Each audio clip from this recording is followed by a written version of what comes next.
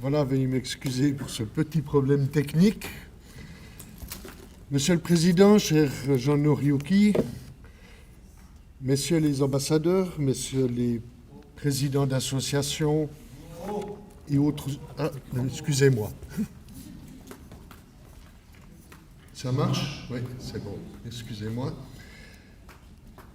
Donc, chers collègues, chers enseignants, tout d'abord, je voudrais dire à quel point je suis heureux et honoré, surtout, d'avoir été invité à ce congrès.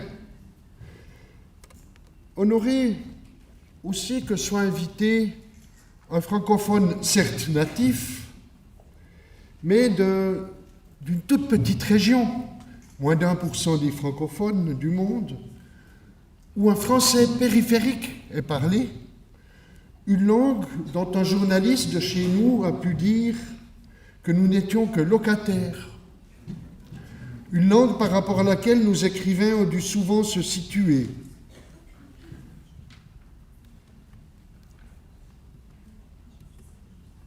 Par exemple, au XVIIIe siècle déjà,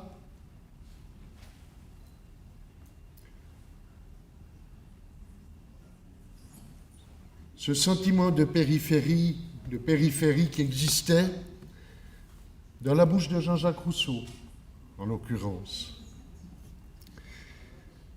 Bon, vous savez que Jean-Jacques Rousseau, dans l'Émile, a retourné un petit peu ce discours, et en associant finalement le parler plus campagnard à l'innocence, à l'honnêteté, etc. D'ailleurs, au XVIIIe siècle déjà, d'autres auteurs prenaient position également avec une certaine virulence, revendiquant en quelque sorte déjà le droit à la diversité. C'est le cas par exemple d'Isabelle de Charrière, et je vous laisse découvrir cette lettre à Chambrier-Dolère, écrite en 1799. Lettre assez violente.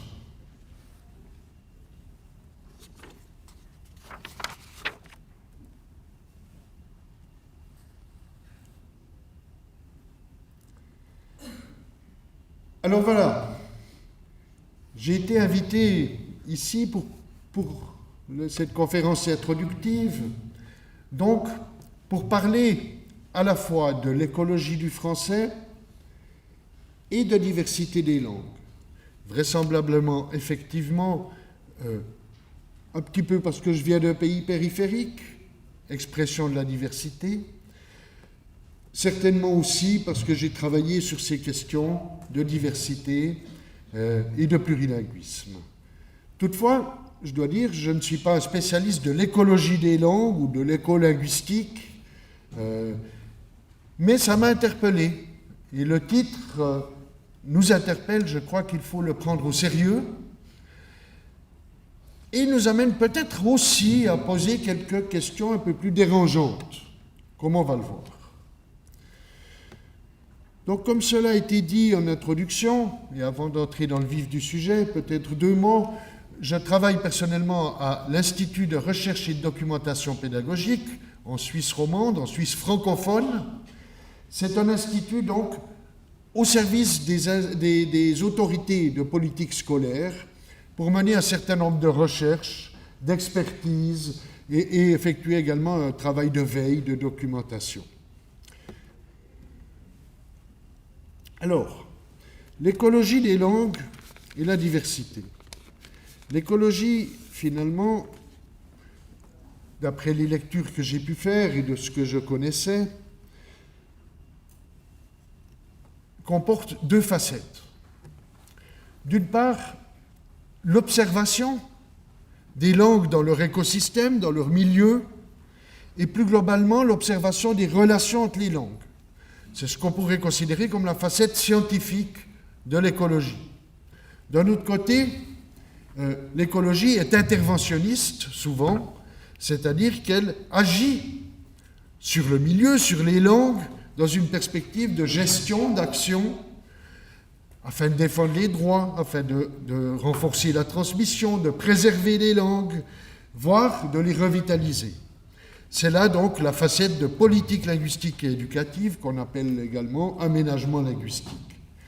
Ce qui ressort au bout du compte, c'est quand même l'idée d'une action fondée sur les connaissances.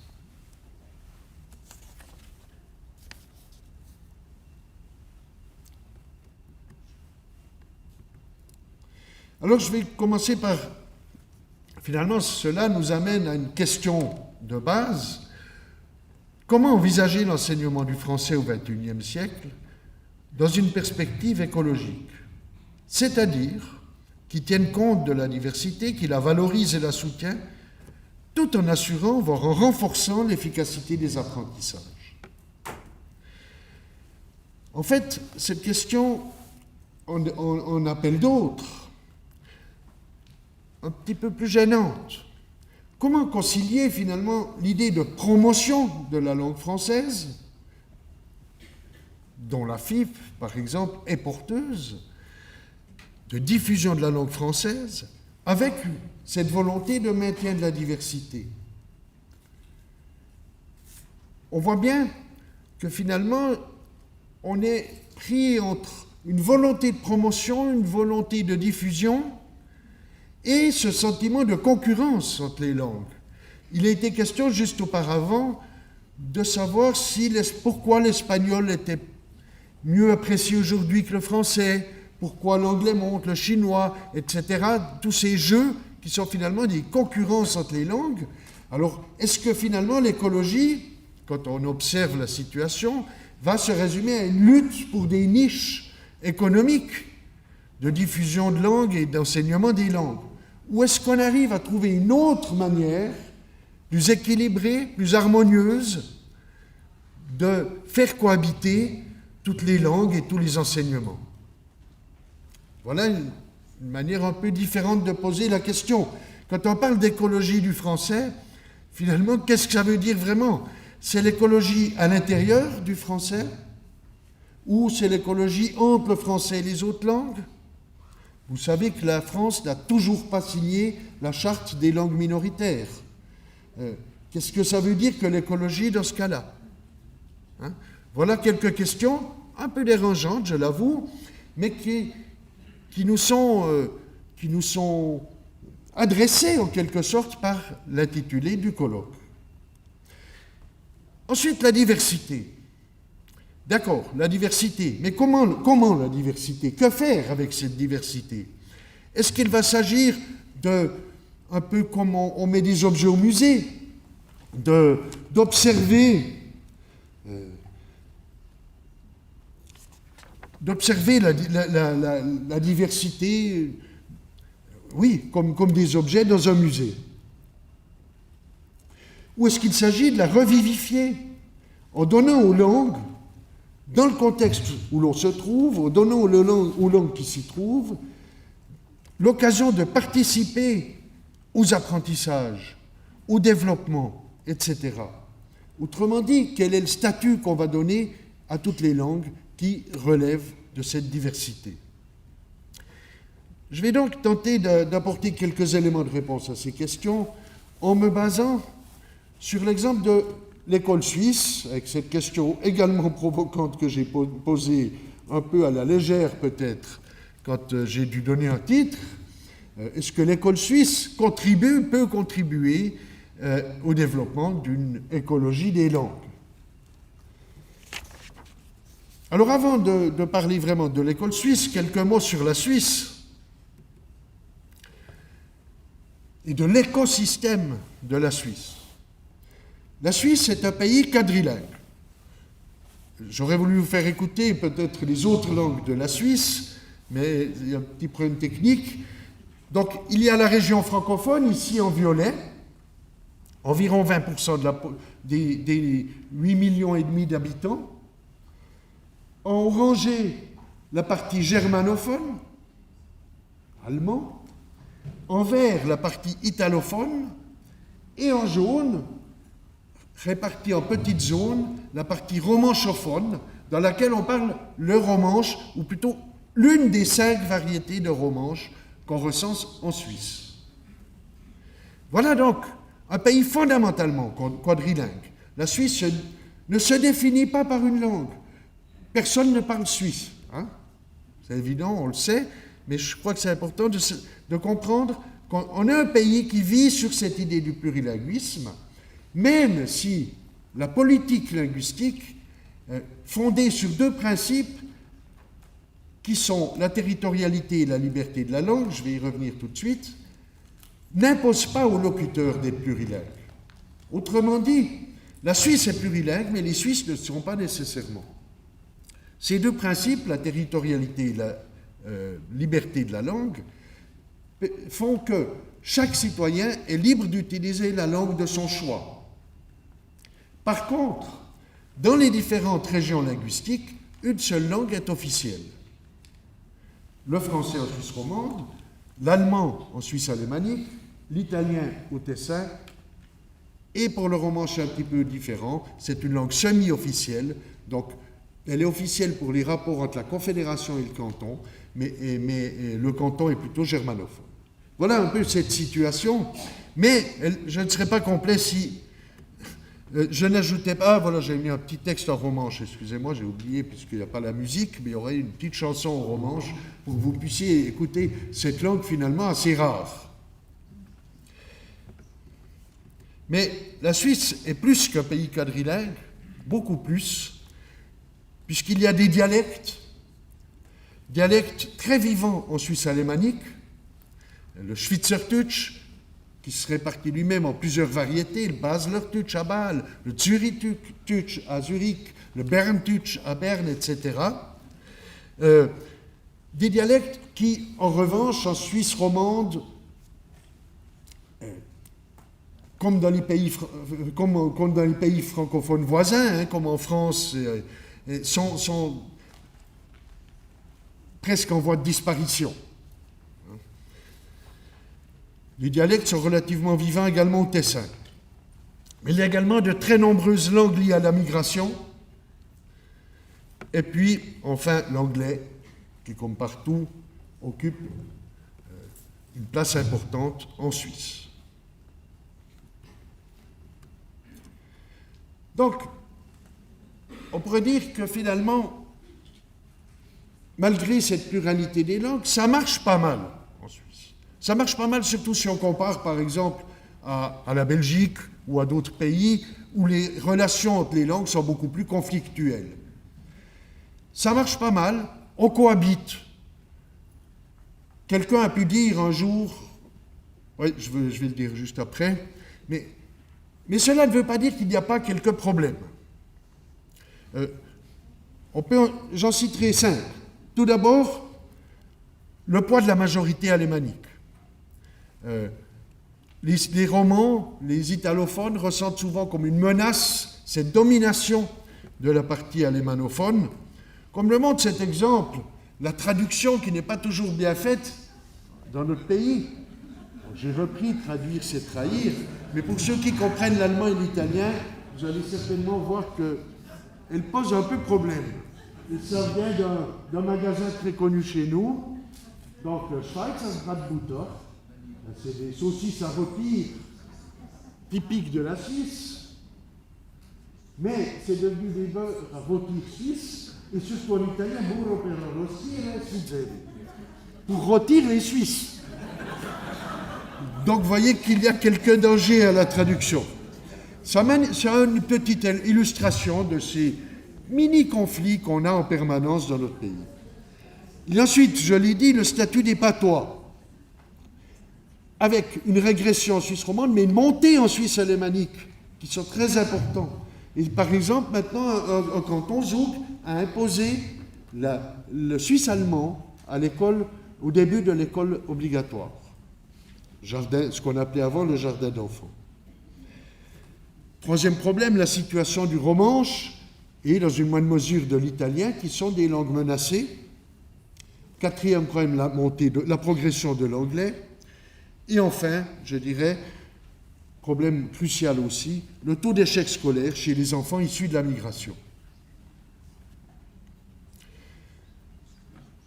Or, la Suisse, la Confédération et les cantons ont pris un certain nombre de mesures pour essayer de contrer ces choses-là. On a voté, par exemple, en 2007, une nouvelle loi des langues qui confortait les principes de territorialité et de liberté. La Confédération prend des mesures également en faveur d'une meilleure intégration des migrants, etc. Il y a également les travaux scientifiques qui soutiennent cette politique. Ah, excusez-moi, je vais revenir en arrière. Je n'ai pas dit la phrase avant, je l'avais sur ma diapositive, mais on entend parfois en Suisse que les Suisses s'entendent bien parce qu'ils ne se comprennent pas.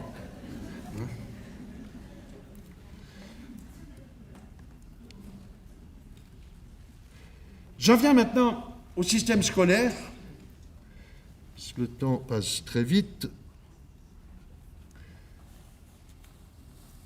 D'abord, donc, j'ai parlé de l'écologie, il va d'abord falloir donner quelques observations. Il va d'abord falloir observer la situation pour ensuite, éventuellement, agir. Alors, au niveau de l'observation, un fait massif, c'est l'importance prise par les langues de la migration dans nos écoles. Là, vous avez un tableau pour le canton de Genève, où vous voyez l'importance de langues extrêmement diverses. Il y a plus de 100 langues dans les écoles genevoises, représentées. Donc, des enfants qui parlent une autre langue à la maison, qui disent parler une autre langue à la maison, en tout cas, avec, vous voyez, le portugais, l'espagnol, etc.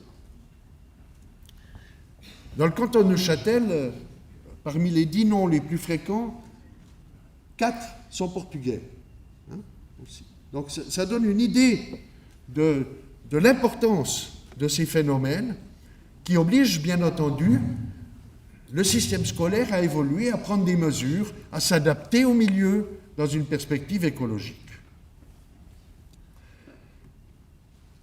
Donc ça nous amène à poser à nouveau, merci beaucoup, un certain nombre de questions à l'école. Combien de langues enseigner? Alors avant, il a été question de savoir quel statut donner à la troisième langue, pour qu'il reste quelque chose. La question, effectivement, se pose. Quelle langue enseigner, bien sûr? Et pourquoi? Pourquoi on enseigne les langues? Question pas si anodine, j'y reviendrai dans quelques minutes. Et enfin, bien sûr, comment? Mais aussi, toujours dans notre perspective écologique, quelle place, quel statut pour le français?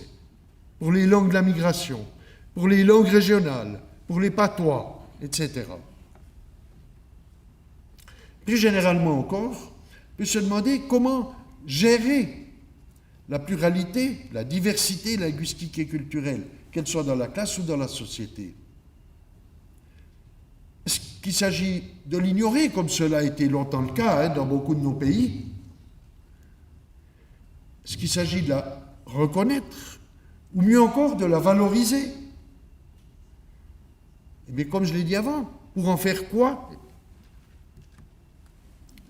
Bref, quelle éducation linguistique citoyenne dans ce nouveau contexte?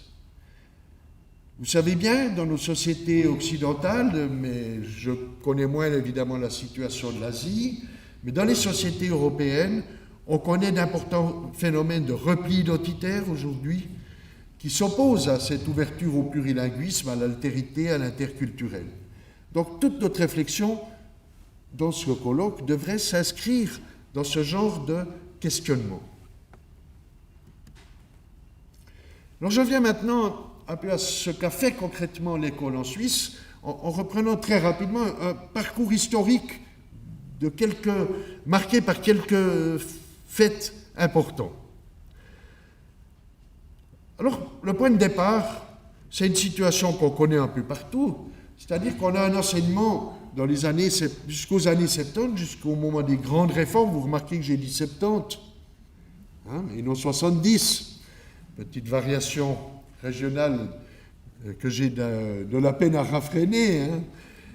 Donc, jusqu'aux années 70, on avait un enseignement du français langue maternelle, comme si le français était la langue maternelle de tous les élèves, alors qu'on avait déjà une population de migrants italiens et espagnols extrêmement importante.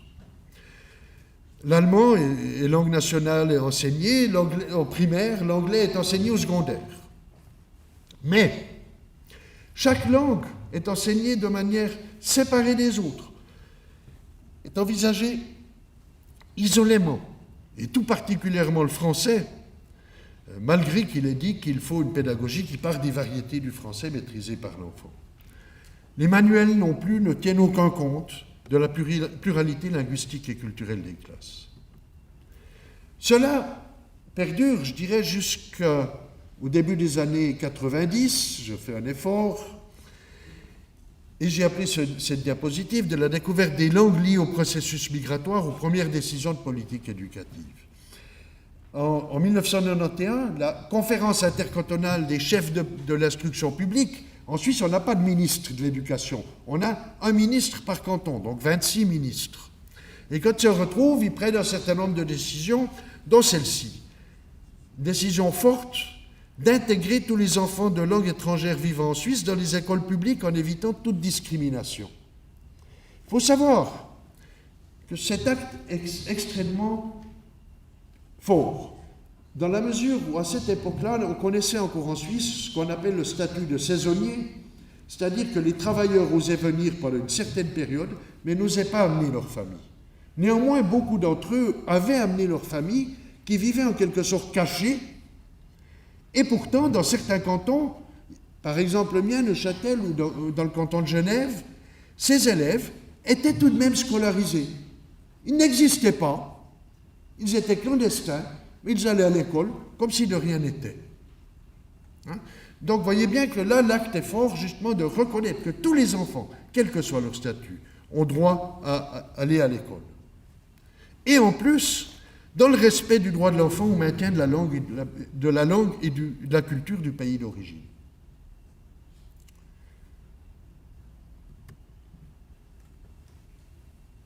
Je passe ici. Il y a donc ces premières mesures. Puis, deuxième fait marquant que j'aimerais mettre en évidence, au tournant des années 2000, il y a eu une sorte de crise nationale, car un canton, le canton de Zurich, le plus important en termes de population et d'économie, a décidé unilatéralement de ne plus enseigner le français en premier, mais l'anglais, et de reporter le français au secondaire. Vous voyez que cette décision, pour la cohabitation des langues dans le pays, est d'une importance considérable. Qu'est-ce qui se passera-t-il si on n'apprend plus la langue de nos voisins, si les germanophones n'apprennent plus le français, si les francophones n'apprennent plus l'allemand, mais que tout le monde apprend d'abord l'anglais? Donc il y a eu une crise des réactions violentes qui se prolonge encore aujourd'hui, il faut bien le dire, et ça a forcé à repenser l'enseignement des langues et la cohabitation des langues en Suisse. Il en est découlé un Gesamtsprachenkonzept, un concept général pour l'enseignement des langues, rédigé par un groupe de linguistes et de politiciens, et dans la foulée de ce Gesamtsprachenkonzept, une stratégie entérinée par les politiques, par cette conférence des chefs de département, qui constitue une sorte de compromis très helvétique. On emploie souvent la formule la Suisse est la championne des compromis. Deux langues au choix. Chaque canton peut choisir la langue qu'il va enseigner en premier. L'anglais ou le français. L'allemand ou l'anglais, etc.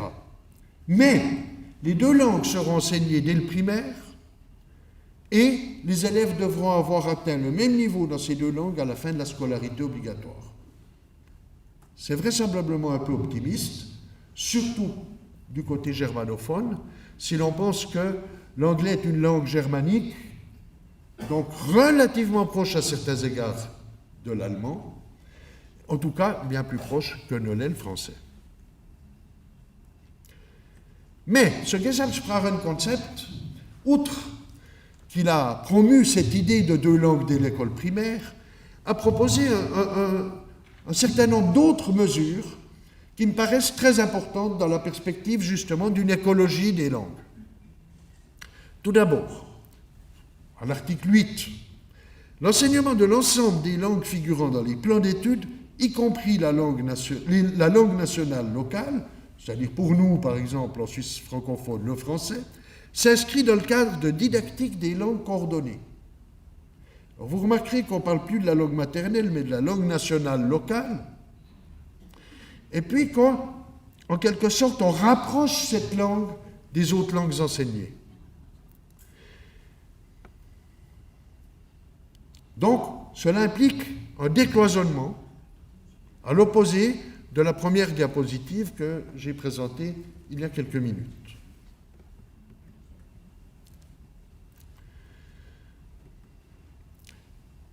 Peu après, en 2003, c'est cette fois les politiciens du canton roman qu'on fait une déclaration de la CIP, c'est-à-dire cette fois c'est la Conférence intercantonale de l'instruction publique de la Suisse romande et du Tessin, qui a fait une déclaration importante relative à la politique de l'enseignement des langues en Suisse romande. Et vous voyez que ça va tout à fait dans la même direction. En plus de l'enseignement du français, langue locale, tous les élèves bénéficient au cours de leur scolarité obligatoire d'un enseignement de l'allemand et de l'anglais. C'est le Gesamtsprachenkonzept. L'enseignement d'au moins une langue étrangère se poursuit au niveau secondaire 2. En parallèle à ces enseignements, il est offert aux élèves des occasions de contact avec d'autres langues. L'enseignement des langues est orienté vers une approche centrée sur les processus d'apprentissage des élèves. Il participe au développement chez l'élève de compétences de communication opérationnelle dans plusieurs langues. Donc, voyez, on parle cette fois de compétences de communication opérationnelle. Dans plusieurs langues, le terme de plurilinguisme apparaît. On va faire ça évidemment dans un curriculum intégré. Et si on regarde maintenant, et par rapport à ma question sur la place des langues, voilà ce qui est dit dans cette déclaration. L'enseignement du français, non plus langue maternelle, mais langue véhiculaire et de culture du lieu, ainsi que langue d'intégration, est objet d'une attention particulière tout au long de la scolarité, de l'école enfantine à la fin du cursus de formation. Donc vous voyez que le français garde une place centrale, mais il fait partie d'un tout des langues et il n'est plus considéré comme une langue maternelle. Ce qui a des conséquences importantes pour l'enseignement, parce que ça devrait vouloir dire en tout cas, qu'on ne peut plus tout à fait enseigner le français comme si les élèves finalement le savaient déjà. Ce qui se passe quand on enseigne la langue maternelle, bien souvent. Et je ne parle pas de l'orthographe ici, bien sûr, mais je parle de la langue orale, par exemple. Les élèves entrant à l'école, les élèves qui ont le français comme langue maternelle, savent parler. Deuxième point, l'article 7, les langues de la migration ont également leur place dans le cadre d'une approche coordonnée de l'enseignement-apprentissage des langues. On verra ce que ça peut donner. Enfin, les moyens d'enseignement intègrent des éléments permettant d'établir des ponts avec les autres langues et d'instaurer les bases d'une didactique intégrée. Dans le même esprit, des modules de type éveil aux langues sont également proposés. Vous voyez qu'ici, on a l'affirmation de la pertinence de certaines innovations didactiques dans un discours politique.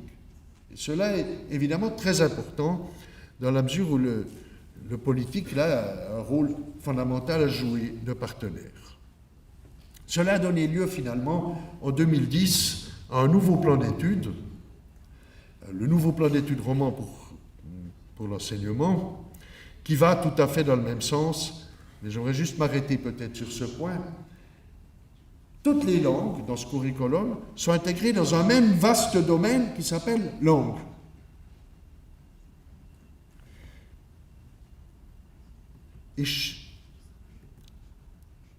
Et chaque langue, après, est décrite, les objectifs d'apprentissage sont décrits selon 8 axes thématiques, dont l'un est intitulé « Approche interlinguistique » et se décline de cette manière-là. Identifier l'organisation et le fonctionnement de la langue par l'observation et la manipulation d'autres langues, en envisageant le développement des langues dans l'espace et le temps, en établissant des liens entre différentes pratiques culturelles et linguistiques, etc.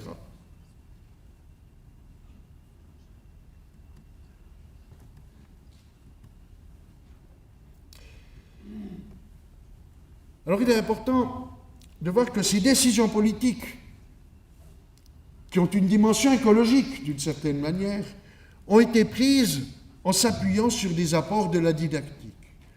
Je n'ai pas le temps ici de les développer, mais je voudrais simplement les signaler. Il y a eu, dans les années 80, la pédagogie intégrée de Eddy Roulet. Peut-être que ça vous dit quelque chose à certains d'entre vous. On parlerait aujourd'hui plutôt de didactique intégrée, mais on avait là vraiment une première brèche dans ces enseignements cloisonnés des langues. Ensuite, il y a eu les travaux sur le bilinguisme qui ont montré, par exemple, l'importance des code switching, de l'adaptation à l'interlocuteur, de la capacité, par exemple, du locuteur natif à simplifier sa langue, à reformuler pour faciliter l'apprentissage de l'alloglotte. Il y a eu les travaux dans le domaine de l'enseignement bilingue, les travaux du Conseil de l'Europe, bien sûr, autour du cadre européen de référence, autour du portfolio, de la compétence plurilingue et interculturelle, etc. Il y a eu également tout ce qui s'est développé autour de ce qui s'est d'abord appelé Language Awareness en Grande-Bretagne, autour de Hawkins, puis éveil aux langues, plutôt, ou éveil au langage, lorsque le courant est passé en Europe, en Europe, oui, on peut le dire maintenant, en France d'abord, en Suisse, en Allemagne, où on parle de Begegnung mit Sprachen, etc. Donc, ce mouvement, l'éveil aux langues, dont je reparlerai demain plus longuement dans mon atelier. Ensuite, il y a l'intercompréhension entre les langues parentes, courant extrêmement important, qui joue sur le fait qu'entre des langues parentes, comme par exemple l'espagnol et le français, pour revenir aux deux langues qu'on mettait en concurrence auparavant, entre l'espagnol et le français, il y a une assez bonne intercompréhension. C'est-à-dire qu'on peut appuyer très fortement l'apprentissage de l'une des deux langues sur ce que l'on connaît de l'autre. Et l'une des dernières décisions politiques qui a été prise en Suisse, elle date d'il y a 2 mois, en Suisse romande, c'est... Bon, donc on a l'allemand et l'anglais comme langue enseignée, mais c'est de rendre obligatoire maintenant au secondaire 1, donc des élèves de 10 à 14 ans, l'italien, donc 3e langue, mais non pas par un enseignement traditionnel comme on enseigne l'anglais ou l'allemand, même si là l'enseignement devrait être coordonné, intégré, etc. Mais pour l'italien, on va travailler avec une méthode intercompréhensive et sous la forme de 1 ou 2 semaines intensives. Vous voyez? Donc on va faire un enseignement intensif avec des démarches d'intercompréhension. C'est-à-dire qu'on va jouer sur quelque chose qui a été combattu pendant longtemps par les enseignants, par les didacticiens aussi, qui sont les interférences. Au contraire, on va jouer ici sur les similitudes, non pas sur les faux amis, mais sur les bons amis. Et les calculs ont été faits, par exemple, entre l'italien et le français, les bons amis sont bien plus nombreux que les faux amis. Enfin, il y a plein d'autres démarches qui se développent aujourd'hui, les sacs d'histoire, les biographies langagières, les textes identitaires. Je n'ai pas le temps d'entrer dans une présentation de ces différents courants qui tous contribuent à mettre en place finalement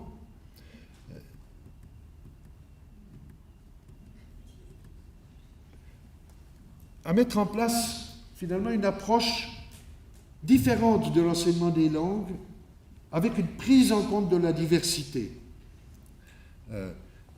Alors, je souhaite terminer cette présentation en évoquant 8 thèses qui paraissent des objets de discussion. C'est un peu provocateur à nouveau, mais des objets de discussion qui pourraient nous être utiles lors de ce congrès. D'abord, point 1, l'école se doit de prendre en compte la diversité des langues.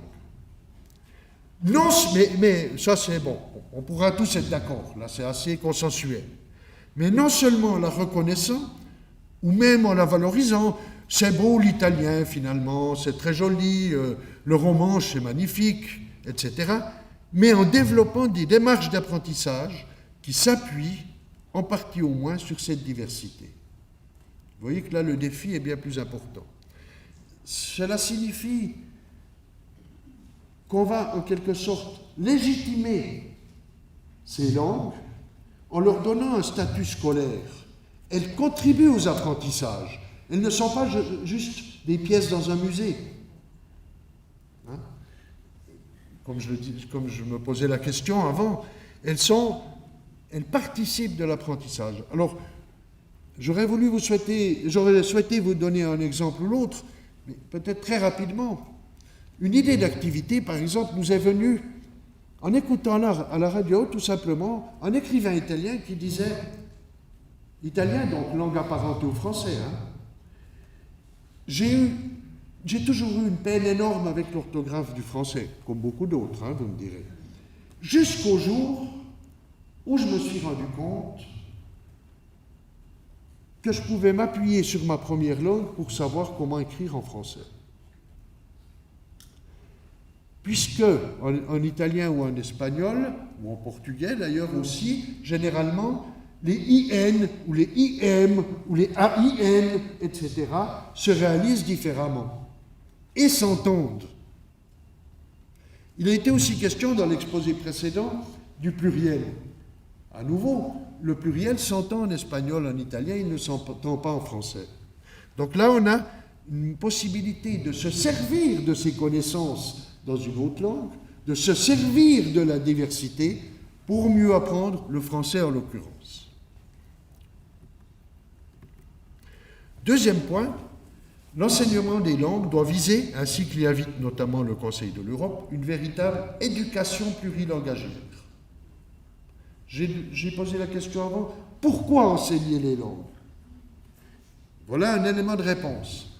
Il s'agit de promouvoir une éducation plurilangagière qui inclut non seulement l'apprentissage pratique de plusieurs langues, ce que dans le guide pour les politiques linguistiques du Conseil de l'Europe, on appelle la formation plurilingue. Donc on apprend une langue, 2 langues, 3 langues à l'école, etc. Mais également une éducation au plurilinguisme. Vous voyez qu'on se rapproche plus ici de quelque chose qui participe de l'éducation à la citoyenneté, dont on a certainement aussi bien besoin aujourd'hui, et l'école doit jouer un rôle important à cet égard. Donc vous voyez que ce qu'on pourrait considérer comme une conception additive du plurilinguisme est nécessaire, mais pas suffisante, si elle n'est pas complétée par une approche intégrative.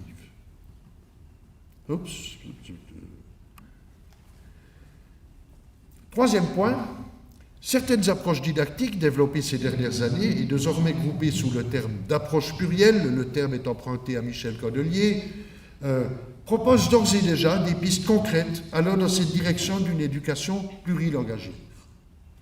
Ces démarches, ces approches, c'est l'éveil aux langues, c'est l'intercompréhension entre langues parentes, c'est la didactique intégrée, c'est les sacs d'histoire, c'est les biographies langagères, etc. Il y a plusieurs démarches qui peuvent participer vraiment de cette nouvelle manière de concevoir l'enseignement des langues. Mais, et c'est le point 4, il importe que les démarches et activités mises en œuvre dans le cadre de ces nouvelles manières de procéder, d'enseigner, doivent conduire à de véritables apprentissages. Ça ne doit pas être juste des activités qu'on fait parce que c'est sympathique. Et à nouveau, vous voyez toujours cette peur de la folklorisation, en quelque sorte, de la diversité. Il s'agit qu'il y ait de l'apprentissage, qu'on apprenne quelque chose, qu'il y ait donc des finalités, des objectifs explicites. Il est important de savoir ce qu'on fait quand on développe une activité, etc.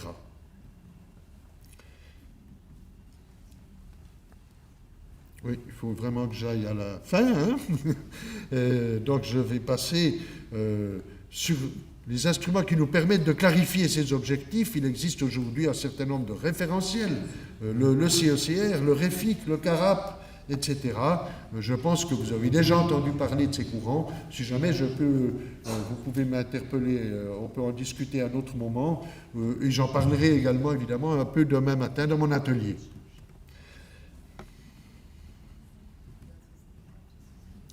Cinq,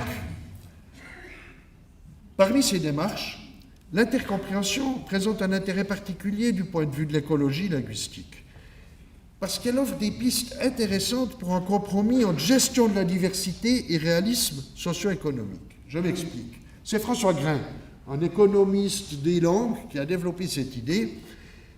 Par exemple, au niveau de l'Europe, il y a 28 langues. Ça a un coût exorbitant au niveau des traductions. Mais on voit bien que personne ne voudrait qu'on ne conserve que l'anglais ou que l'allemand ou que le français. Que faire? On pourrait peut-être passer par les familles de langues, les langues romanes, puis traduire une fois un texte en espagnol, une fois un texte en italien, une fois en français ou même en roumain. L'accès à ces textes ne serait pas si compliqué pour les locuteurs romanophones. De même, entre l'allemand, le hollandais, peut-être les langues scandinaves d'un autre côté, mais qui sont aussi germaniques, etc. Donc vous voyez, c'est un intérêt particulier des démarches d'intercompréhension. Et enfin, les 3 derniers points, la prise en compte des contextes et de la diversité des langues suppose de remettre en question certaines représentations qu'on a de la langue française, notamment relativement à la norme. Dans la mesure où on est face à une pluralité de langues, on ne va pas toutes les apprendre avec des finalités semblables. Certaines, on va les apprendre juste pour les comprendre, d'autres, on va les apprendre pour les parler avec aisance, d'autres, on va vouloir devenir traducteur, etc. Vous voyez bien qu'on ne peut pas avoir les mêmes exigences par rapport à ces diverses finalités. De même, on ne peut pas évaluer de la même manière.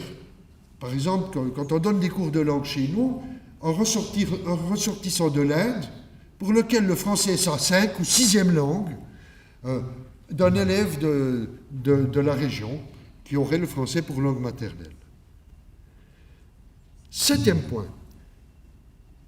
Ces nouvelles approches supposent également de remettre en discussion certains principes largement partagés de la didactique des langues. Par exemple, qu'on doit tout faire, par exemple, qu'on doit éviter absolument les interférences, etc. Enfin, 8, les différentes composantes de l'écosystème scolaire, autorités, didacticiens, enseignants, doivent toutes à leur niveau participer à ce processus. Alors, en conclusion, un élément de réponse à ma question de départ, en Suisse, on voit qu'un certain nombre de choses se sont faites, aussi parce qu'il y a eu participation de l'ensemble des partenaires, des autorités politiques, des enseignants, des didacticiens, des linguistes, etc., qui tous ont apporté une pierre à cet édifice et qui permet d'envisager un certain nombre de choses. Mais il est évident qu'on n'est qu'au début de ce chemin. La Suisse a contribué à une prise en compte de la diversité, à une prise de conscience, mais il y a encore beaucoup à faire pour vraiment rendre les outils ainsi développés efficaces, opératoires, pour qu'on apprenne mieux dans la pluralité, comme nous y invitent certains penseurs, par exemple, qui disent que finalement c'est dans la diversité que se construit la connaissance.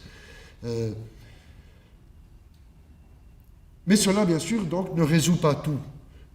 Et c'est un combat permanent, parce que chez nous, par exemple, récemment, donc vous voyez, on est en 2016, un canton, dans le canton de Soleure, un canton germanophone, il y a eu une loi votée dans un village, Kerkingen, pour interdire les langues étrangères dans la cour de récréation.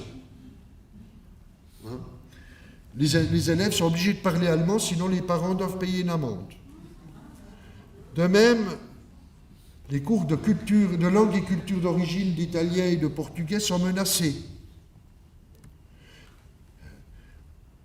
On vote régulièrement parce qu'un certain nombre de cantons alémaniques proposent de justement supprimer l'enseignement du français au primaire. Alors, le canton de Zurich, qui est le dernier à avoir voté, a voté massivement pour le maintien du français à l'école primaire. Et depuis, ça va clore toutes les discussions, puisque c'est le canton le plus important. Je vais passer sur les autres. Pour conclure, donc, ces quelques réflexions, ces quelques pistes que j'ai essayé de donner, sous forme de thèse, c'est un peu prétentieux, mais c'était pour provoquer un petit peu, puis pour essayer de lancer des idées nouvelles qui peuvent nous nourrir pendant ces 3 jours. Et elles montrent bien, je crois, l'importance et l'actualité de la thématique du congrès. Et voilà, donc je vous remercie pour votre attention. et vous souhaite à tous un excellent congrès, en terminant à nouveau par un petit retour en Suisse sur une citation d'un autre auteur bien de chez nous et que j'aime beaucoup, qui est Ferdinand Ramu, que vous connaissez certainement, et qui a dit aussi très bien cette importance de la diversité et de la reconnaissance de cette diversité. Je vous remercie.